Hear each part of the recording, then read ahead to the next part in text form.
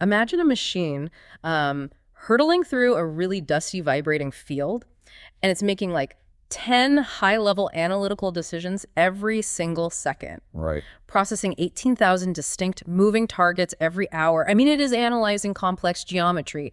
It's adapting to shifting sunlight, ignoring shadows, and then it triggers a mechanical intervention with just like millimeter precision. It's incredible. It really is. It sounds like the specifications for, I don't know, a military targeting drone. Yeah. Or maybe an autonomous vehicle navigating some chaotic urban intersection. Yeah, you'd think so. But it's not. It's actually a tractor attachment pulling weeds in a lettuce field in Shropshire. That's the crazy part. Exactly. So welcome to the deep dive. Today we're taking you right into the hyper-technical, really high-stakes reality of modern agriculture. We're using the June 2026 issue of Farming Monthly National, specifically issue 160, as our roadmap today. It's a great issue to unpack. It really is. I mean, just looking at the index of this publication gives you a sense of the intellectual whiplash required to operate in this space today. You have this exhaustive breakdown of heat stress mitigation protocols for high-yield dairy cows, right? Right. And that's sitting right next to a piece on predictive algorithmic tools for slug management. Which is a huge issue in itself. Oh, totally. And then you turn the page and you're looking at a review of like the Mitsubishi L200 Trod Series 7 pickup truck right alongside a technical analysis of the new CF Moto electric UTV. I mean, it's this wild blend of cutting-edge meteorology, advanced botany, heavy automotive engineering, and next-gen battery architecture, all just bound together in one monthly snapshot. What's fascinating here is how agriculture acts as this high-resolution microcosm for the world's most complex macroeconomic and scientific challenges. Okay, say more about that. Well, we frequently discuss artificial intelligence, Yeah. right? Or the transition to green energy, supply chain resilience, climate adaptation. We talk about all these things in very abstract theoretical terms. Yeah. Like it's just a tech industry problem. Exactly. We talk about them as if they are problems waiting to be solved in a boardroom or, some Silicon Valley laboratory. But in the agricultural sector, these are not abstract concepts. They are physical realities. Yeah, they're happening out in the elements. Right. There are challenges being actively managed in the mud under extreme weather conditions, and they're governed by absolutely ruthless economic margins. I mean, an agricultural professional in 2026 is operating simultaneously as a data scientist, a botanist, an energy grid manager, and a commodities broker. Okay, let's unpack this, because our mission today is to explore that massive evolution. We want to show you how the sector is balancing this adoption of hyper-advanced robotics and green energy against, well, intense economic pressures. And legal battles, too. Oh, massive legal battles. Plus, there's this profound emotional connection to the local community and animal welfare that we're going to get into later. But I want to start by looking at that robotic weed puller I mentioned at the top. The Ferrari twist weed. Yes, the twist weed, which completely reframes the physical act of farming. So there's this event, the British Leafy Salads Demo Day, hosted by PDM Produce at Chadwell Park Farm. And the star of the show is this machine from VSM Growtech. Right. Setting aside the very aggressive branding. It is an intense name. It is. But what it actually is an in-row mechanical weeder powered entirely by artificial intelligence. And I was reading the specs, and the engineering leap required to make this functional is just staggering. Well, you have to consider the operating environment. I mean, a factory robot works in a highly controlled space, right? Consistent lighting, perfectly predictable temperatures, stationary targets. You know exactly where the part is going to be on the assembly line. Exactly. But the twist weed is being dragged behind a tractor over totally uneven ground. The camera systems are subjected to constant vibration, dust, and rapidly changing ambient light. Like a cloud goes over the sun and the lighting changes instantly. Right, from harsh midday glare to deep cloud cover in a second. So the machine learning model driving this system has to instantly differentiate between the complex, leafy geometry of a valuable lettuce plant and a wide variety of invasive weeds. Even when they're overlapping, right? Like physically touching. Even when they are physically overlapping, it's incredibly complex computer vision. I was really trying to wrap my head around the computational load this requires. I mean, think about facial recognition on a high-end smartphone. That's a good analogy. Yeah, you hold up your phone, the camera maps your face, processes the geometric data points and unlocks the screen. And that feels instantaneous to us. But this tractor attachment is performing that exact same level of complex image processing, identifying the target, making a localized spatial map, and then physically moving a mechanical hoe to strike the weed. Without hitting the crop. Yes, without hitting the crop. And it's doing it 10 times a second. 18,000 plants per hour. But here's my pushback on this. Okay, let's hear it. Designing neural networks and high-speed servos just to pull a weed, it feels incredibly resource-intensive. I mean, haven't we been managing weeds with relatively cheap, broad-spectrum chemical herbicides for decades? Like, why are we suddenly reinventing the wheel with million-dollar robotics? Well, the short answer is that the reliance on cheap, broad-spectrum chemistry is collapsing. It's collapsing under both regulatory and biological pressure. Really? Like, the chemicals just aren't an option anymore. Not like they used to be. The active ingredients that agronomists have relied on for decades are systematically being pulled from the market. Regulators are restricting usage due to groundwater contamination concerns and the impact on, non-target insect populations. Right, like the bees. Exactly. And simultaneously, we are seeing this absolute explosion in herbicide resistance. Weeds are naturally evolving to survive the chemical applications. So the weeds are just getting stronger. Yeah, they adapt, which forces the chemical companies to develop increasingly complex, increasingly expensive formulations just to achieve the exact same kill rates they had 10 years ago. So the economics of that chemical arms race just have to be unsustainable at some point. Oh, the margins simply evaporate. When you combine this shrinking toolbox of approved chemicals with the astronomical costs of the remaining ones, applying blanket herbicides across hundreds of hectares becomes financially ruinous. Wow. Furthermore, the leafy salad sector, which is what the twist weed is targeting, faces a very unique consumer pressure. Think about lettuce. It's consumed raw. Right. You don't peel it, you don't boil it. Exactly. So the end user is highly sensitive to the concept of synthetic chemical residues on a product that they just chop up and put in a salad bowl. The market is demanding a massive reduction in chemical inputs, pushing heavily toward regenerative or organic methodologies. But wait, the alternative to chemicals used to just be manual labor, right? Like we used to send crews into the fields with hand hoes. We did. But the labor market in the agricultural sector has structurally broken down. There's a severe chronic shortage of seasonal agricultural workers across the UK right now. So you just can't find the people. You literally cannot find them. And that has driven the cost of manual weeding to a point where it exceeds the wholesale value of the crop. Oh, wow. So you lose money just paying someone to pull the weeds. Exactly. You cannot physically source the hundreds of people required to hand weed a commercial-scale salad operation. And even if you could, the wage demands would render the business insolvent. So the twist weed is an existential necessity. It solves the labor crisis and the chemical crisis simultaneously. That is wild. And you know what really caught my eye in the technical specifications for this thing is the emphasis on soil interaction. Yeah, the low disturbance. Right. The hose and rotors are explicitly designed to minimize soil disturbance. But if the machine's only job is to destroy a weed, why does the kinetic impact on the surrounding dirt matter so much? I mean, ripping out a weed inherently moves soil. It does, but the level of soil disturbance is absolutely critical for a few reasons. Commercially, in the context of leafy salads, aggressive mechanical weeding that throws a bunch of dirt into the air is disastrous. Because it gets all over the lettuce? Yes. The dirt settles right down into the delicate, convoluted leaves of the lettuce head.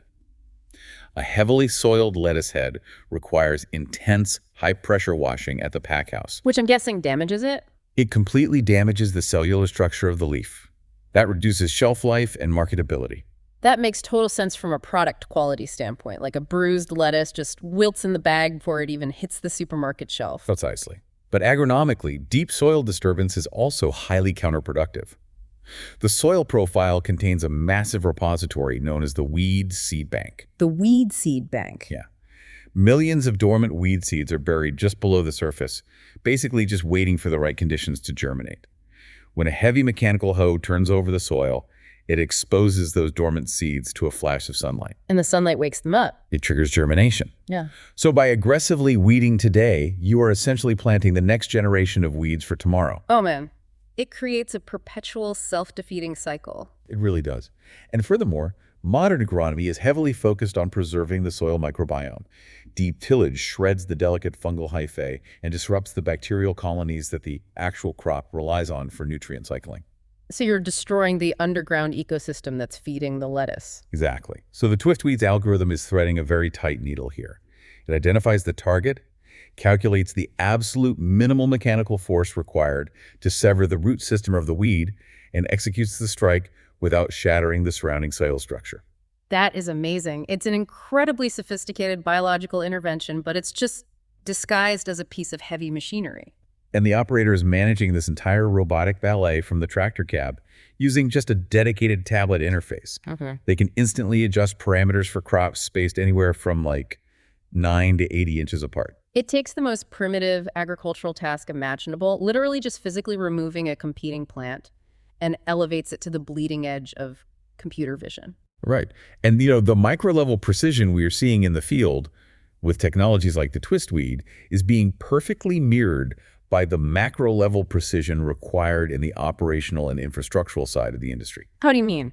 Well, the transition from intensive chemical inputs to data-driven mechanics is parallel to the massive transition from fossil fuel reliance to renewable infrastructure. Oh, I see. So if a commercial lettuce farm has to rethink its entire weed management strategy, the large-scale research institutions are having to rethink their entire physical footprint. Exactly. And we see this really vividly with the James Hutton Institute in the magazine. They are this globally recognized research center focusing on land, crop, and environmental science. And they have just been shortlisted for 2 major UK Business Green Awards. Which is a huge deal. It is. Net Zero Strategy of the Year, and their sustainability coordinator, Stefan Gindra, is nominated for Sustainability Leader of the Year. Right, and the Hutton Institute provides a masterclass in the unglamorous, highly complex reality of decarbonizing heavy infrastructure. I mean, too often, organizations treat sustainability as just a branding exercise, Yeah, bolting a few solar panels onto an administrative building and, issuing a press release. Exactly. But the Hutton Institute started the really arduous work of carbon accounting and baseline emissions reporting a decade ago, in 2014. Gathering all that baseline data way before the regulatory mandates forced them to. Because you have to. You cannot execute a systemic reduction if you do not have a really granular understanding of your starting point. So by 2019, they actually published a comprehensive, data-driven climate action plan. And the results are actually undeniable. Since that 2014 baseline, they have reduced their total organizational emissions by 35%. Which is massive. It really is. Their current trajectory has them beating their own aggressive targets for the 2024-25 reporting cycle. But wait, achieving a 35% reduction in a standard corporate office environment is difficult enough. We are talking about a major scientific research facility here. Right, it's a totally different beast. They are running climate-controlled glass houses that simulate extreme weather environments, right?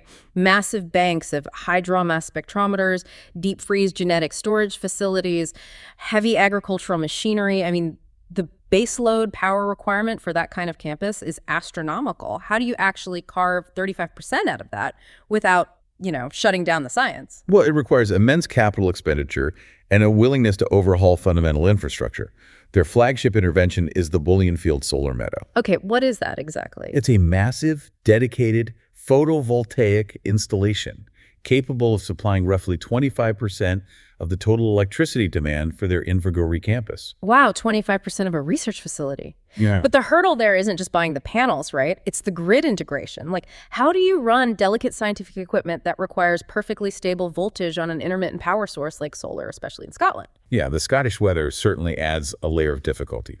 And that points to the hidden complexity of these projects. Yeah. A solar meadow of that scale requires really sophisticated on-site battery storage arrays to smooth out the power delivery. So the batteries take the spikes and dips out of the solar feed. Exactly. Plus, advanced load balancing software to manage the interplay between the solar generation, the grid supply, and the facility's real-time draw. You basically have to upgrade the entire campus microgrid just to handle the localized generation. And they didn't stop at electricity generation, did they? No, their strategy targets thermal efficiency as well.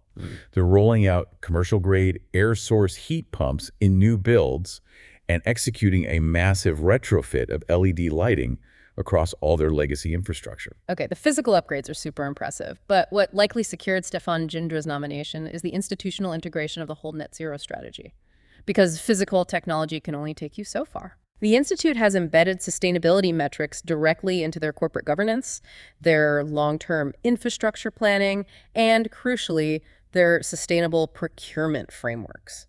Yes, and procurement is often the black hole of carbon accounting. It's what we call the Scope 3 emissions problem. Explain Scope 3 for those who might not know. So you can have a perfectly net zero campus physically, but if you are purchasing millions of pounds of laboratory consumables, heavy equipment, and chemical reagents from suppliers operating highly polluting factories overseas. Your actual carbon footprint remains massive. Exactly. Scope 3 emissions, which are the emissions generated upstream and downstream in your supply chain, they often account for 70 to 80% of an organization's total carbon impact. That's a huge blind spot if you ignore it. Huge.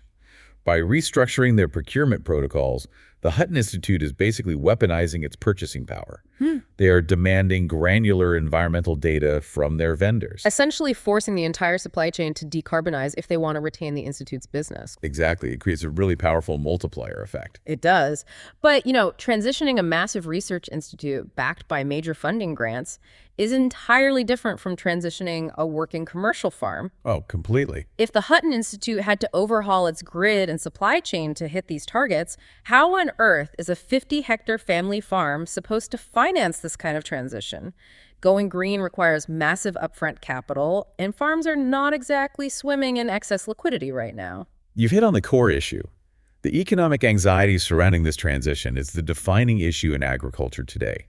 And we see this play out perfectly in the urgent strategic advice issued by Carter Jonas in the magazine. Right. They're one of the major national property and agricultural consultancies. Yeah, and they're signaling to the market that the application window for the Sustainable Farming Incentive, the SFI, is opening in June for smaller farms, ahead of the broader SFI 2026 rollout in September. Right, and with the old basic payment scheme, the BPS, aggressively tapering off, the SFI is no longer just some optional environmental bonus, is it? No, it is the core mechanism for farm survival now. But Chris Turner at Carter Jonas is advising a level of urgency that borders on panic. He really is. He's telling clients that doing nothing right now is the worst possible strategy, and he's urging them to immediately update their digital mapping on the Rural Payments Agency portal. The RPA portal, yeah. My question is about the timing and the risk here. The SFI has a hard cap of 100,000 pounds per annum, right? Right. And the final prescriptions, like the exact payment rates for specific environmental actions, aren't even fully locked in yet.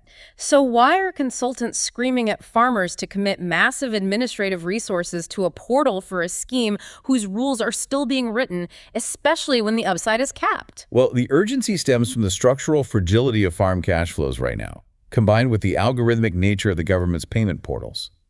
The industry is trapped in this brutal pincer movement. Okay, explain the pincer movement. On one side, you have input costs. Fertilizer, diesel, machinery parts, agricultural chemicals.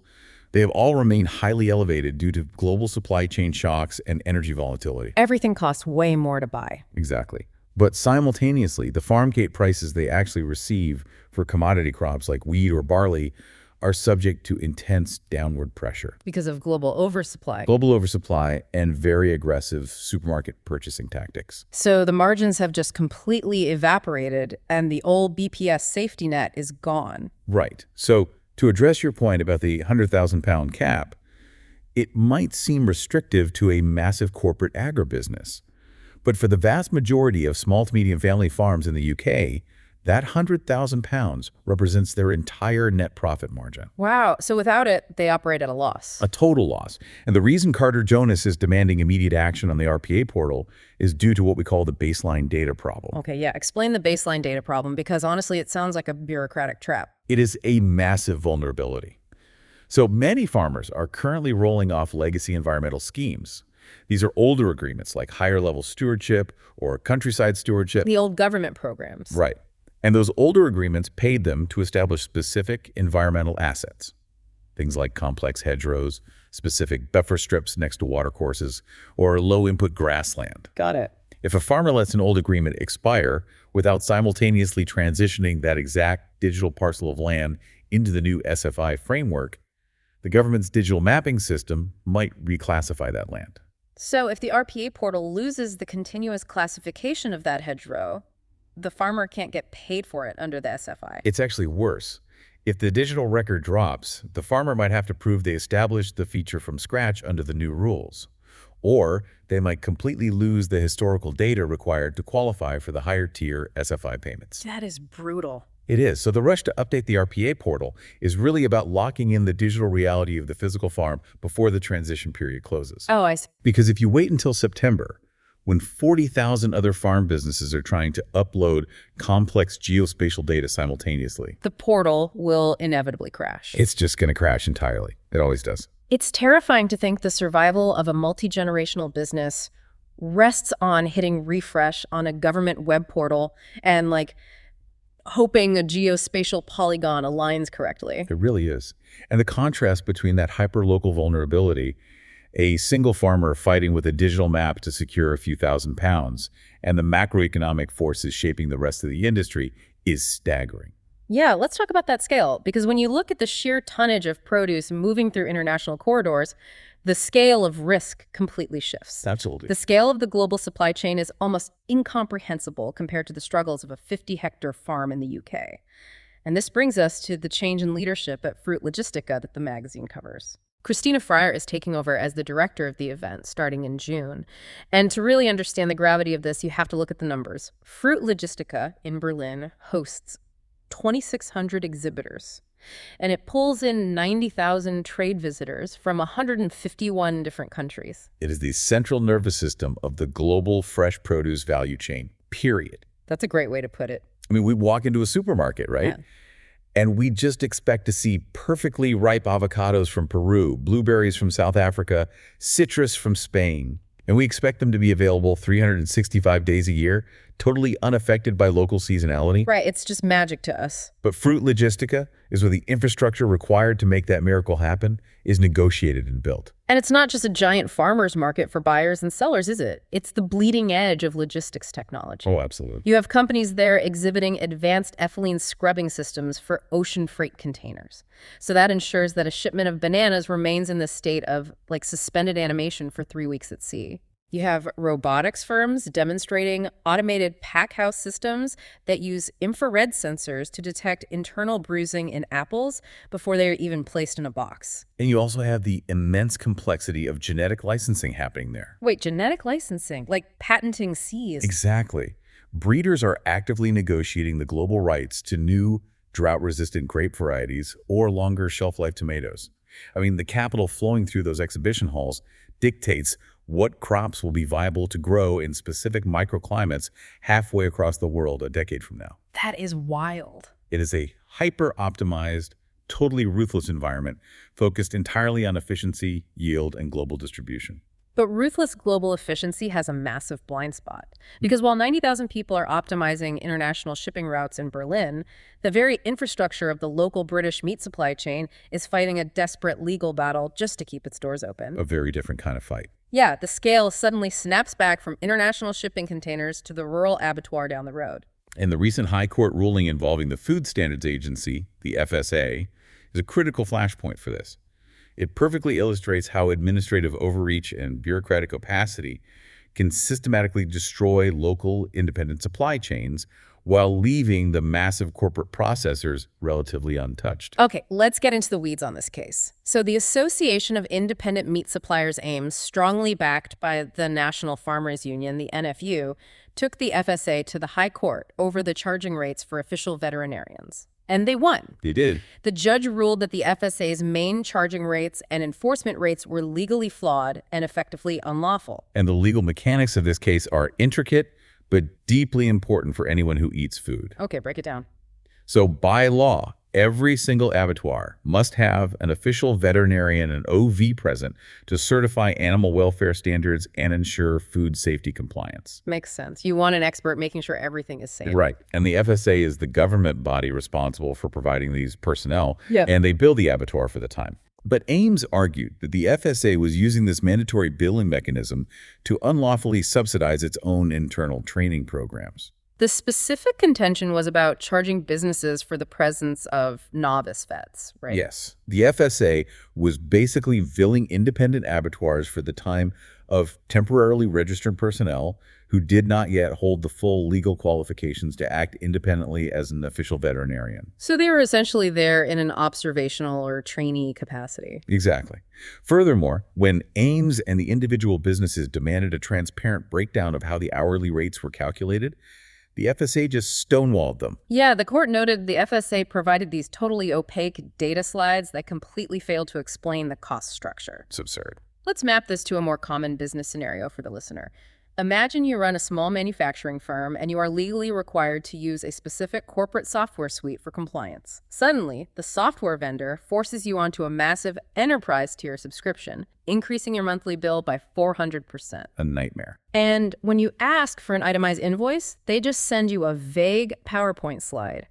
You eventually discover that the massive price hike is actually funding the vendor's internal HR and training budget. Which are costs you have no legal obligation to bear. Exactly. And you have no alternative vendor to turn to because the FSA holds a regulatory monopoly. And this is where the scale issue comes back in.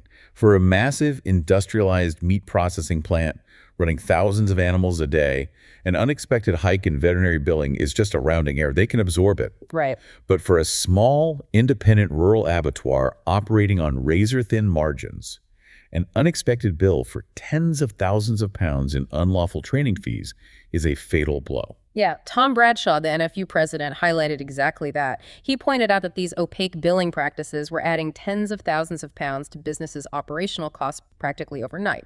But let's play out the domino effect here. Okay. If a small rural abattoir is forced into bankruptcy by a bureaucratic billing dispute, why does that matter to the average consumer buying a steak at the supermarket? Because the closure of a local abattoir triggers a catastrophic collapse of the surrounding agricultural ecosystem.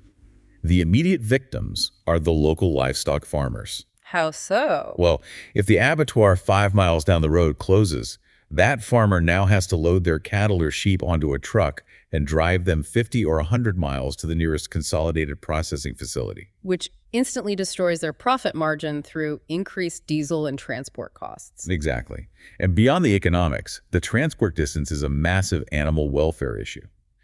Increasing the transit time for livestock elevates stress levels significantly. And stressed animals don't produce good meat anyway. No, they don't. Furthermore, the local butcher shops, the high-end farm shops, and the regional restaurants that stake their reputation on sourcing highly traceable, locally reared meat, they suddenly lose their supply. Because the massive processors don't care about a local butcher shop. Right. Massive processors rarely do small, bespoke processing batches for independent farmers. They require immense volume. So the entire infrastructure that allows a consumer to buy a piece of meat raised in their own county basically evaporates. It vanishes, which is why the High Court victory by Ames in the NFU is so critical.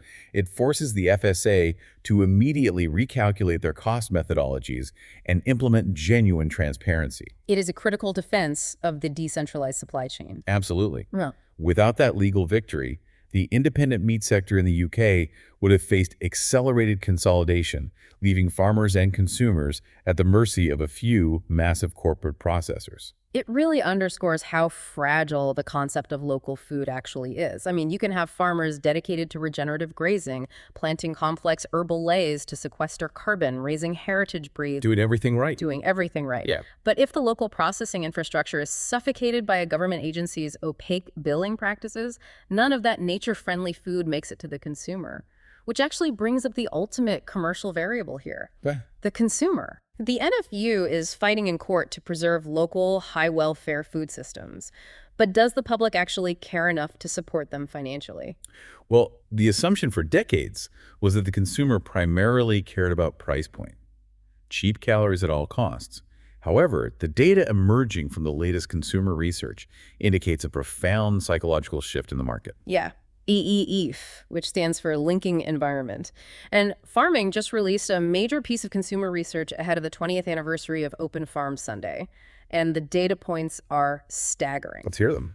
Out of over 2,000 respondents, 93% stated that it is important for the UK to maintain a robust level of domestic food production. Which is huge. That 93% figure reflects the heightened geopolitical anxiety of the last few years. Following global supply chain shocks and energy crises, the public intuitively understands that outsourcing the entirety of your food supply to international markets is a massive strategic vulnerability. Yeah, food security is now viewed as national security. But it's not just about producing volume at any environmental cost. 89% of those surveyed agreed that protecting nature on farms enhancing biodiversity, improving water quality, building soil health is essential for long-term food production. And this is the critical paradigm shift. Historically, the narrative presented agriculture and environmentalism as fundamentally opposed forces. Like it's a zero-sum game. Right. The public believed you had to sacrifice nature to achieve high agricultural yields. But the LEAF data proves the consumer now understands the biological reality. You cannot have resilient long-term food production if you strip mine the topsoil and pollute the aquifers. They recognize that ecological health is the prerequisite for agricultural yield. Exactly. But, understanding the science is one thing, altering purchasing behavior is another. The most explosive statistic from the LEAF research is that 70% of respondents stated they are willing to pay a little more for food produced in ways that actively support better outcomes for nature. Right. Now, we have to analyze that 70% figure through the lens of stated preference versus revealed preference. Oh, meaning what they say versus what they actually do. Exactly. It is very easy for a consumer to tell a pollster they will pay a premium for nature-friendly food. It is much harder to convince them to actually absorb that premium at the supermarket checkout when household budgets are tight. Especially right now. Yes. However, even if we assume a significant drop-off between what people say and what they do, it still shows that a core segment of the market is actively searching for ways to fund regenerative practices. So the challenge for the farmer is proving to the consumer that the premium they are paying is actually resulting in environmental action and not just corporate greenwashing. And that is the genius behind Open Farm Sunday. It is arguably the most effective, decentralized public relations strategy in the agricultural sector. David Webster, the chief executive of LEAF, positions it as a vital opportunity to bring the public face-to-face with the reality of production. It completely shatters the romanticized storybook image of farming we talked about earlier. Wow, entirely. When a family from a suburban area actually steps onto a commercial farm, they see the scale of the investment. If they see the AI weeders reducing chemical usage, if they see the massive solar arrays powering the dairy parlors, the abstract concept of nature-friendly farming becomes a tangible reality. They see the capital expenditure required to farm responsibly, and that completely rewires their perception of value at the supermarket. Open Farm Sunday uses physical proximity to build trust. But relying solely on physical farm visits limits your reach, obviously. So to influence the culture at scale, the agricultural sector is mastering the deployment of massive digital campaigns, specifically the hashtag Farm24 initiative. Right, the 24 Hours in Farming campaign. Exactly. Returning in August 2026, this is Britain's largest digital agricultural celebration. It leverages the massive audiences of celebrity ambassadors like Matt Baker and Matt Tebbett, alongside prominent agricultural influencers, to flood social media platforms with behind-the-scenes content detailing a single day in the life of the industry. Yeah, massive push. It is. But looking at the strategic goals for the 2026 campaign, I see a glaring contradiction. How so? What contradiction? The stated mission for this year's campaign is to encourage children and families to step away from screens and engage with the outdoors. It is a campaign explicitly demanding that people put their phones down. Okay, I see where you're going. Yet its entire mechanism of delivery is a viral social media hashtag. It relies entirely on screen time, algorithms, and digital engagement. How do you reconcile a digital campaign whose primary objective is physical disconnection? Well, it is a deliberate, highly sophisticated paradox. The organizers recognize the limitations of passive digital consumption. In its early iterations, hashtag Farm24 was purely about visibility, showing a viral video of a combine harvester to someone who had never seen one. Right. But visibility does not equal physical connection. For 2026, they're using the massive gravitational pull of the digital platform, not as the end goal, but as the catalyst for immediate physical action. Okay, but how do they actually bridge that gap between a TikTok video and a physical environment? Through their strategic partnership with the charity farms for city children. They're launching a flagship fundraising challenge tied directly to the hashtag that actively requires their digital audience to log physical miles on public footpaths and rural routes. Oh, they are gamifying the transition from the digital space to the physical landscape. Exactly. Corinna Kasaki, the chief executive of the charity, highlighted the value of immersive, hands-on residentials. And I was thinking about this. The logistics of moving a child from an intense urban environment where their understanding of food logistics literally ends at a delivery app Right. and placing them onto a working farm for a week. That must be incredibly complex. The logistical challenge is immense, yes, Mm. but the neurological and psychological payoff is profound. And notice the strategic framing the campaign has adopted. They're no longer just talking about food literacy. Like teaching kids that milk comes from a cow, not a carton. Right, they've moved beyond that. The campaign specifically targets the rising crisis of mental well-being among young people. They are essentially positioning the agricultural landscape as public health infrastructure. Exactly. There is a massive body of psychological research demonstrating the cortisol-lowering effects of engaging with natural environments and complex biological systems. Lowering stress hormones just by being outside? Yes. By bringing urban children onto farms, they are utilizing the rural landscape as a therapeutic intervention. The campaign is arguing that a physical connection to the land is not just an educational bonus. It is a fundamental psychological necessity for a healthy society. That fundamentally redefines the role of the farmer. I mean, they aren't just producing calories, they are curating a landscape that provides psychological resilience for the broader population. It is a massive responsibility. And that requires a massive well of empathy. And that empathy isn't just directed outward toward the urban consumer, it is deeply embedded within the rural communities themselves. Yes, the level of mutual support and social capital mobilized within agricultural networks is extraordinary. When crisis strikes, the community response is highly organized and overwhelmingly generous. Take Thurlow Nunn, as detailed in the magazine. We are talking about a massive, family-owned agricultural machinery dealer. They hold franchises for major brands like Fendt, Massey Ferguson, and Valtra across East Anglia. And they are currently celebrating their 150th anniversary. Which is an incredible milestone. Surviving a century and a half in the agricultural machinery business is almost impossible. It means they successfully navigated the economic collapse of the 1920s, the supply chain devastation of 2 world wars, and the technological whiplash of moving from horse-drawn implements to GPS-guided autonomous tractors. Right. A corporate lifespan of 150 years in a single geographic region implies an incredibly deep symbiotic relationship with their customer base. They aren't just selling equipment, they are financing and servicing the multi-generational infrastructure of East Anglian agriculture. And to mark the anniversary, the company didn't throw a lavish corporate gala. They launched a massive philanthropic campaign to raise £150,000 for Dementia UK, explicitly in memory of their former chairman, John Thurlow, who suffered from the disease. And the final tally was staggering. Unbelievable. After 18 months of mobilization, they handed over a check for £308,000. They more than doubled an already aggressive target.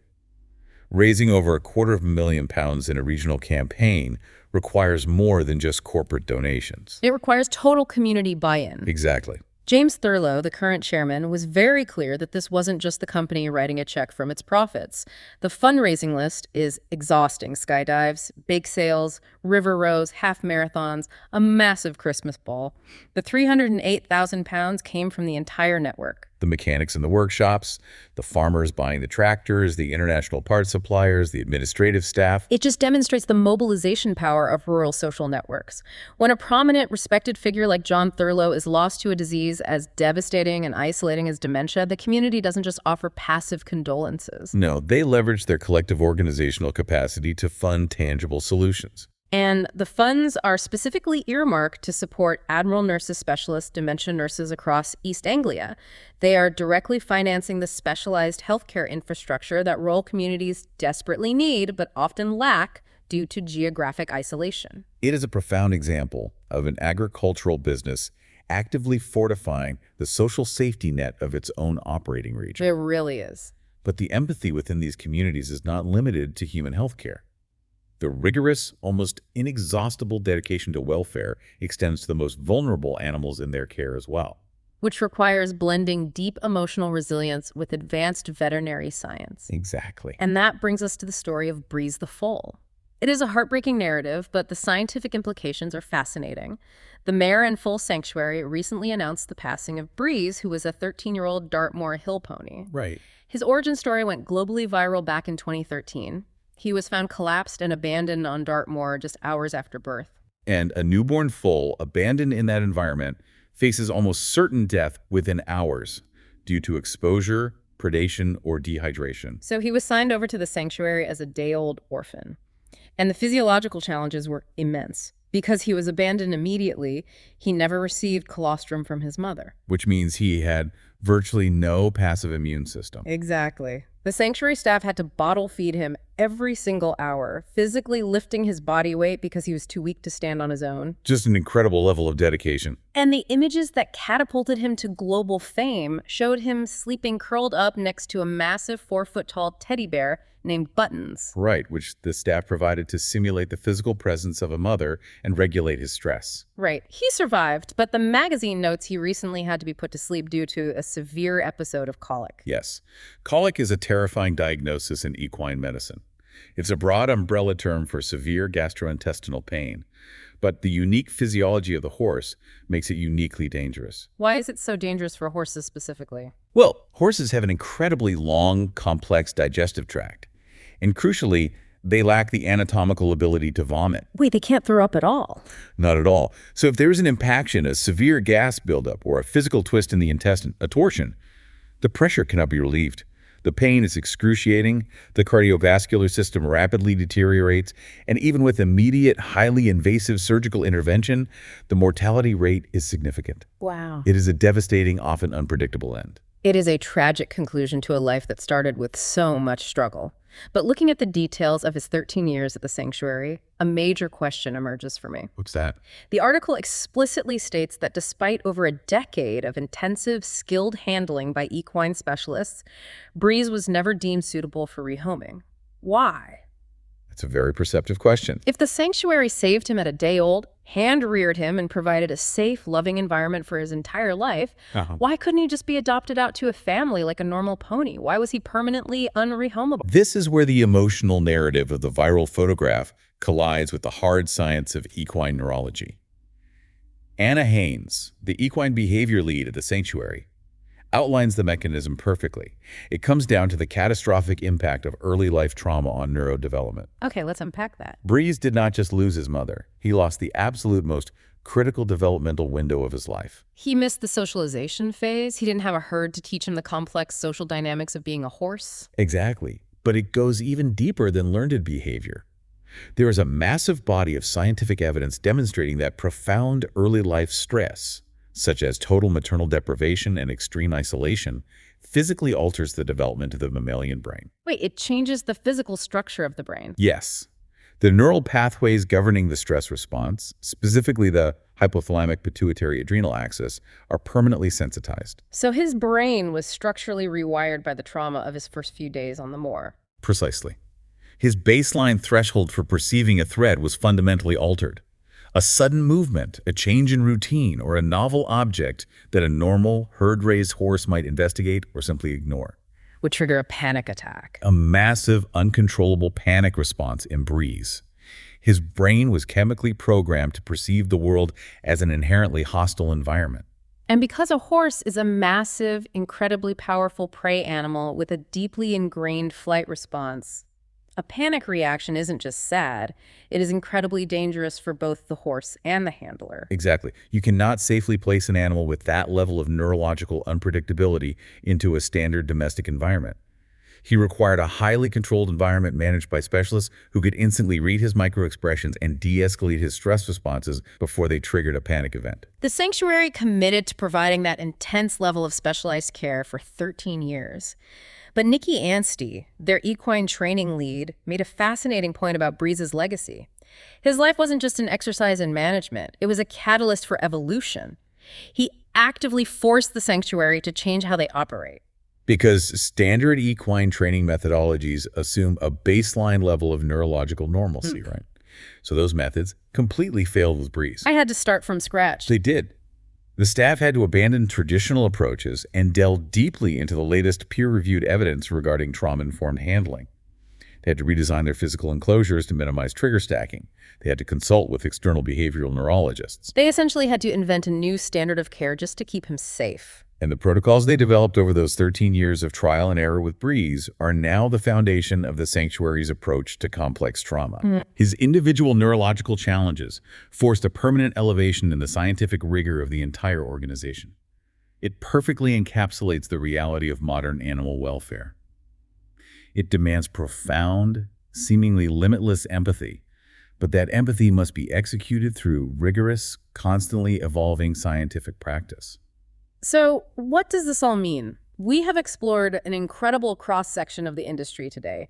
We looked at the Ferrari twist weed, an AI-driven robotic system processing 10 images a second to surgically remove weeds without disturbing the microscopic fungal networks in the soil. Incredible technology. We analyzed the James Hutton Institute, fundamentally restructuring their massive procurement budgets and installing solar meadows to achieve a 35% cut in emissions.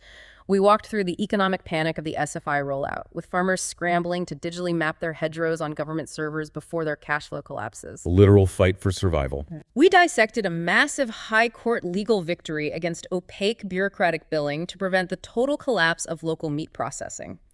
We saw a 150-year-old machinery dealer mobilize an entire region to raise over 300,000 pounds for dementia nurses.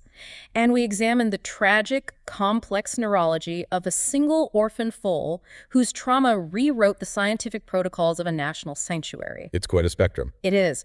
The agricultural world of 2026 is an intricate, highly volatile web of absolute extreme. It really is an industry defined by its ability to absorb massive compounding pressures in economic, climatic, regulatory, and biological, and continually adapt. Whether you are a technologist fascinated by the outer limits of machine learning, an economist tracking the collapse of local supply chains against global market forces, or an animal behaviorist studying the neuroplasticity of trauma, the modern farm is the crucible. The ultimate testing ground. Exactly. It is the front line where the most complex theoretical challenges of our era are forced to find physical, workable solutions in the mud. It is the ultimate proving ground for human ingenuity. And that leaves me with one final provocative thought for you, the listener, to mull over. We spent a lot of time today talking about data. We talked about how the AI weeder analyzes the exact geometry of a single lettuce leaf. And we discussed the ALEAF research showing that 70% of consumers are willing to pay a premium for nature-friendly food. Right. But right now, there is still a massive information gap between the data collected in the field and the products sitting on the supermarket shelf. So here's the question. If the sensory technology now exists to track the exact micro-level interventions applied to every single plant, Like the precise milliliters of water used. Exactly. The exact grams of carbon sequestered in the surrounding soil, the specific reduction in chemical applications. How long until that data is mandated on the packaging? Oh, that's a fascinating thought. Imagine scanning a barcode on a single apple and seeing its entire verified nature score generated by immutable blockchain data directly from the tractor that harvests That's a little transparency. Will that level of hyper-transparency become the ultimate cash crop for the modern farmer? Will the verified data proving a farm's environmental impact become more financially valuable than the actual calories they are producing? It could change everything. It really could. It is something to think about the next time you walk through the produce aisle. Thank you for joining us on this incredibly deep dive. Keep questioning the systems around you, keep exploring the complexity, and we will catch you next time.